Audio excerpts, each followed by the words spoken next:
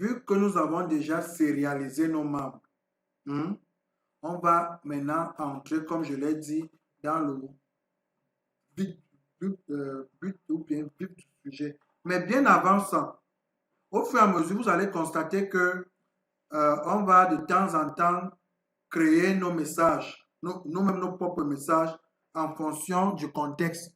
Hmm. Donc, on va donc euh, générer la première méthode.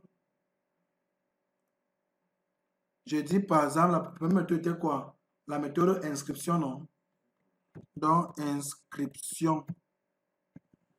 J'y reviens encore dessus. Pourquoi? Parce que ceux qui n'ont pas compris la PO, vraiment, c'est maintenant.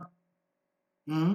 Après, je ne sais plus s'il faut encore faire quoi ou fendre mon cerveau et donner une partie pour qu'on comprenne là, ça devient autre chose. Voilà.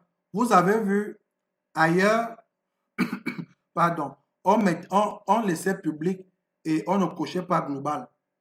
Nous sommes maintenant obligés de le faire. Je coche. OK. Oui, oui, dans le modèle. Je suis dans le modèle. Voilà. Dans le modèle, c'est inscription. Il doit nous renvoyer un entier.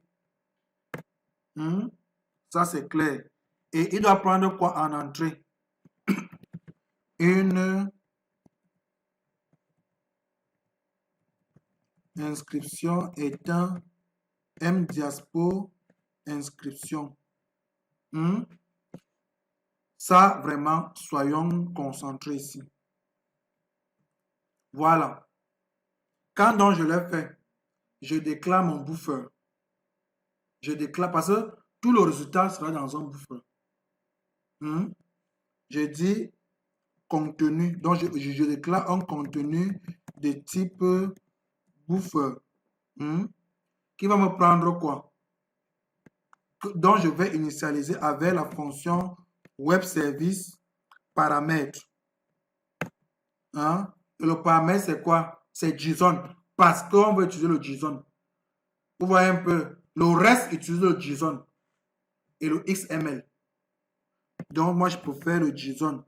C'est le format que je maîtrise le plus. Vous voyez, il a déjà JSON. Je continue ma route. Encodage, non, je laisse comme ça. Vous voyez déjà? C'est bon? OK. Maintenant, je vais encadrer. Donc, maintenant, la suite, je vais désérialiser. C'est en quelque sorte comme le véhicule.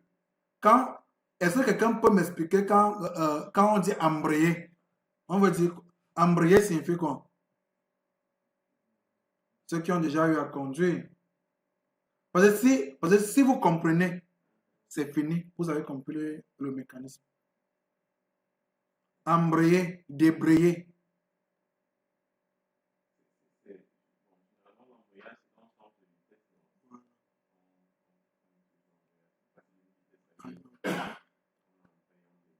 Voilà. Exactement. Exactement. Embrayer, c'est quand elle passe à une vitesse supérieure. Débrayer, passe à une vitesse inférieure. Donc, c'est-à-dire quand, par exemple, le moniteur te dit embrayer, il veut te dire que appuie à fond, passe. Débrayer. Débrayer signifie. Maintenant, ici, on va donc désérialiser maintenant notre contenu. La désérialisation, je vais vous expliquer de façon terre à terre, c'est quoi? Il prend le contenu de cet objet, il met là-dedans. Avec la fonction que je vais encadrer quand exception dans. Quand exception dans, je désérialise. Vous voyez, il me demande quoi? La variable, non? Notre variable, c'est ça. Il me demande quoi? Le buffer. Notre buffer, c'est ça.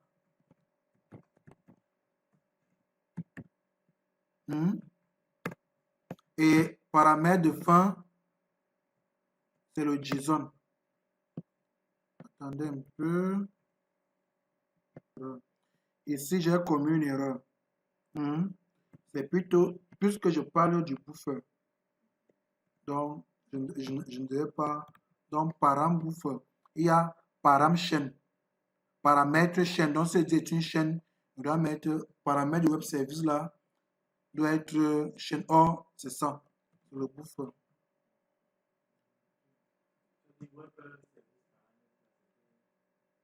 C'est pour, t'as dit, c'est pour déclarer mon buffer. Par exemple, je vous ai dit quand il y a une fonction qui est un peu bizarre dans vos têtes, vous allez permettre de récupérer la valeur d'un paramètre lors de l'appel d'une requête d'un web service. Voilà les exemples qu'ils donnent. Tu vois. Et on passe en paramètre l'URL et tout. Les informations ne sont pas disponibles. On te descend. Donc, voilà l'explication en quelque sorte. Et vous voyez que ce n'est que disponible pour l'instant en 23. WebDev et WinDev. Donc, alors, ici, donc, je dois donc renvoyer les valeurs. Oui. Avant de renvoyer les valeurs, je dois écrire une autre fonction. Web service HTTP. En tête, non, pas ça. Pas le web service là. Voilà, code. Voilà, web service écrit code HTTP. Non seulement, t'as dit, lors de notre test au niveau du web service, il teste. Si il y a une erreur, il nous renvoie ça directement. Et il dit au message retour que non, envoie ça au niveau de l'appelant. Tu vois un peu. Web service écrit code HTTP. Maintenant, on va regarder nos codes HTTP que moi-même, je n'ai pas en tête. Je sais que 200, c'est quand tout fonctionne. Ça, c'est clair. Quand tout fonctionne, c'est 200. Maintenant, voilà. Tu vois, on voit que le 204, c'est le nom, c'est pas de contenu. Donc, c'est le no content. Donc, qu'est-ce qu'on vient ici? On voit effectivement, si on ne parvient pas à désérialiser, ça signifie qu'il va nous renvoyer un no content. Donc, on met le code, c'est quoi? C'est 204. On va renvoyer notre message. On va écrire un message là. Maintenant, on va écrire nos messages retour. Pour écrire nos messages retour, on vient au niveau de help. Un double clic dessus. À l'intérieur, je vais déclarer mes constants.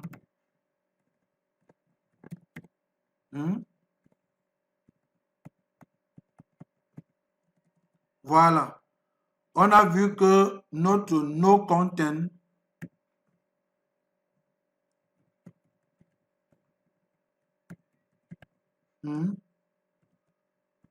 égale no content. Je mets ça entre côtes.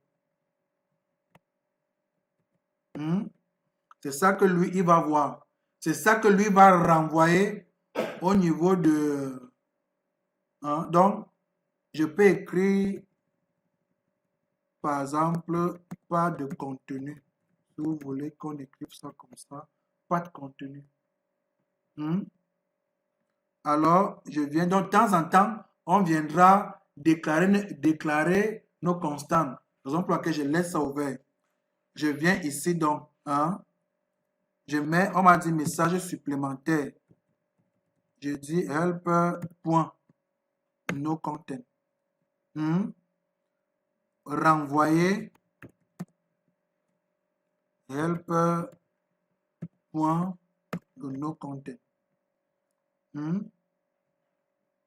Hmm? Le renvoyer, si c'est au niveau de l'appelant. Ça, c'est au niveau de notre web service. Maintenant, si tout est OK,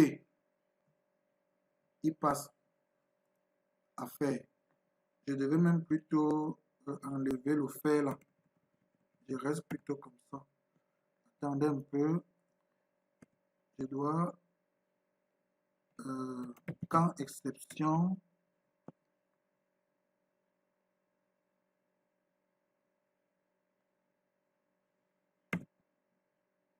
non, c'est quand exception dans.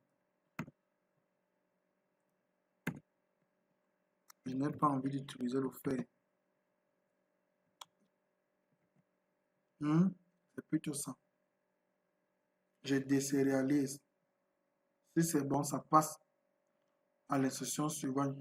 Faire, c'est-à-dire le message d'erreur, non. Ça, non, tu es bon. Mhm.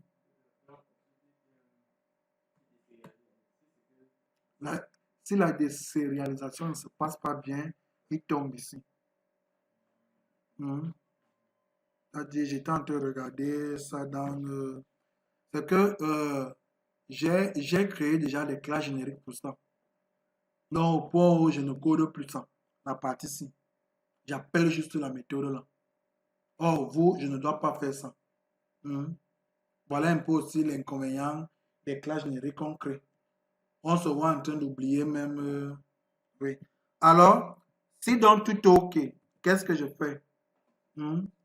Je dois donc vérifier s'il a bien saisi le nom. Hmm? Donc, on a le reste là, c'est nos codes qu'on a sur l'habitude d'écrire, c'est tout. Donc, HLE recherche, inscription. Hmm? On avait nom, prénom. On mettait le crochet. Maintenant, on dit une inscription, c'est le nom, virgule, prénom. Vous voyez, identique. Vous voyez un peu. Alors, je dis CH trouve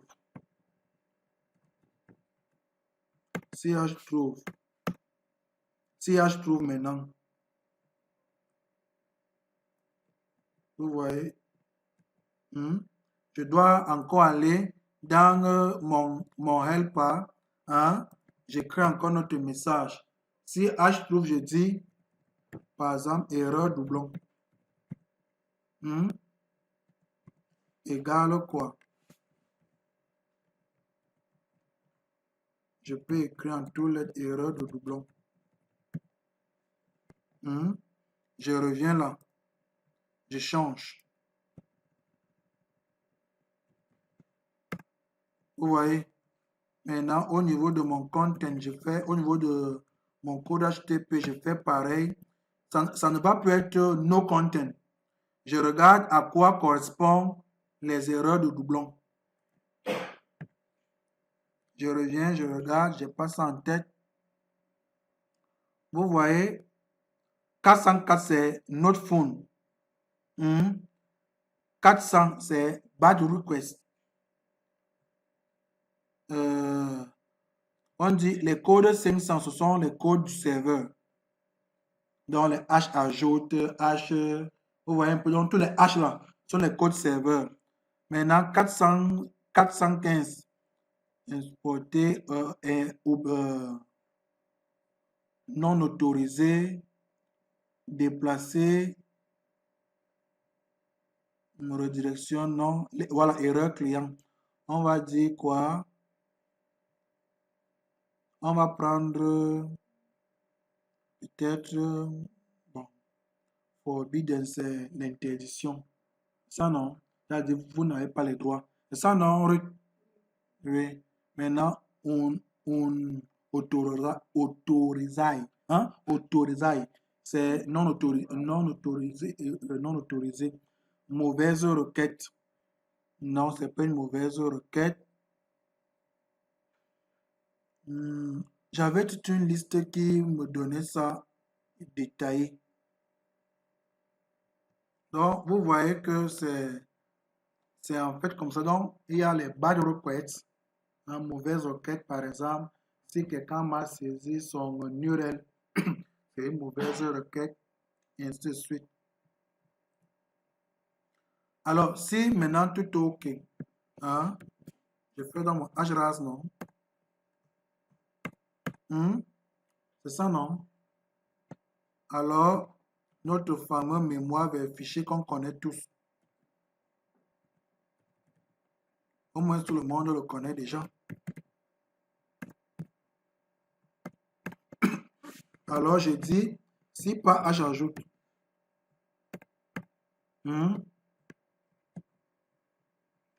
ça c'est par défaut l'erreur 500. Erreur interne, non, au serveur. C'est ça, non? Erreur interne au serveur. Donc, on revient dans notre affaire. Mais nous, on va donc spécifier nos erreurs. On va dire par exemple erreur ajout. On dit là erreur ajout. On va forcément avoir besoin de erreur motif. On dit là erreur modification, par exemple. On aura aussi peut-être erreur delete. On va aussi dire erreur suppression. Forcément, on va dire, on aura quelque chose, on va dire erreur requête. On va peut-être dire erreur requête. On peut pour l'instant s'arrêter là. On aura notre message de succès qu'on va dire, on va dire par exemple succès égale à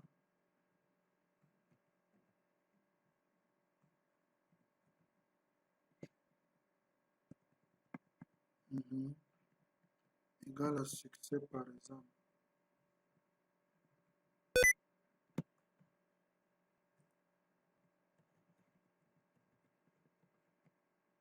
Pour dire que si tout se passe bien, et là, ok. Alors, ici, donc, on a donc dit que c'est 500. 500. Et on met une information supplémentaire pour dire erreur ajout. Et on lui dit qu'il nous renvoie donc erreur ajout là. Maintenant, si tout est OK, il va nous renvoyer alors maintenant dans ceci. Point ID Diaspo. C'est bon, non? Voilà. Après, comme je vous avais dit, en ajout comme en modif, il y a la face qu'on utilise.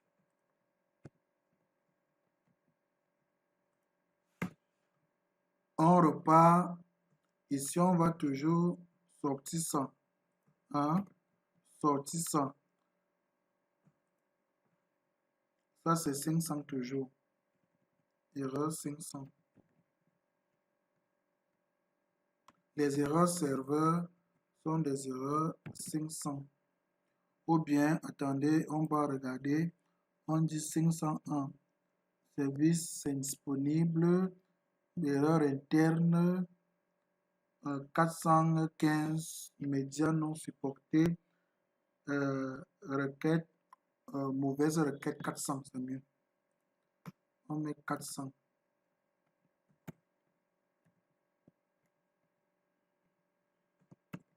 On met 400. Maintenant, on va aller changer. J'ai oublié. Il y a par exemple erreur globale qui va prendre erreur globale. Erreur exception qui va prendre erreur exception. Donc je viens directement ici. Je viens directement ici, je dis que c'est l'erreur globale.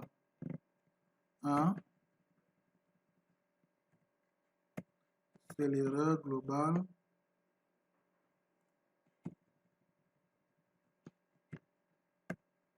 C'est l'erreur d'exception. Je fais pareil. Voilà. Vous voyez, j'ai terminé avec la première méthode. Non, non, je dois plutôt renvoyer une chaîne. Changer, je dois plutôt renvoyer une chaîne. Vous savez pourquoi? Parce que mes erreurs que je renvoie sont en chaîne. Ça, c'est en chaîne. En chaîne. Ça va déranger. Donc, renvoyer plutôt une chaîne pour quitter derrière les problèmes. Renvoyer plutôt une chaîne, c'est mieux. Vous voyez déjà, non? Ok. Voilà. Voilà donc notre première méthode écrite. On n'avait même pas besoin de déclarer ça au début. On n'avait pas besoin. Vous coupez. Vous collez. C'est bon. On n'avait même pas besoin. On n'avait pas besoin de déclarer ça comme paramètre d'entrée. C'est un peu la différence avec la PO. On n'a pas besoin. Sinon, au niveau de l'appel, il ne va pas reconnaître. C'est vrai que vous ne pouviez me poser cette question parce que c'est votre première fois de voir ça. Oui, mais on ne déclare pas, soit sont des chaînes, beaucoup plus les entiers qu'on peut mettre en paramètre. C'est plus facile à les appeler. Donc, voilà donc notre première méthode globale. Je peux dire méthode globale. On va donc écrire les autres méthodes comme ceci. OK.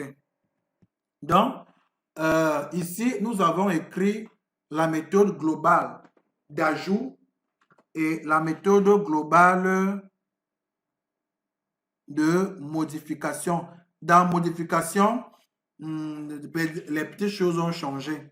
C'est-à-dire, on a un paramètre d'entrée qui est l'ID, qui est sur 8 octets. Ça, c'est normal. On teste, on recherche la valeur. Si elle n'est pas trouvée, on renvoie. Sinon, mémoire vérifiée. S'il n'y a pas toujours l'erreur au niveau de la modification, on modifie. Si tout est OK, on renvoie un message de succès car le type de retour, c'est une chaîne. Et on continue avec le reste. Donc, dans la suite, nous allons maintenant écrire la méthode, par exemple, de suppression. La méthode de suppression, on va la commenter et on écrit la méthode d'affichage, par exemple, la liste. Comment on gère les listes ici. OK.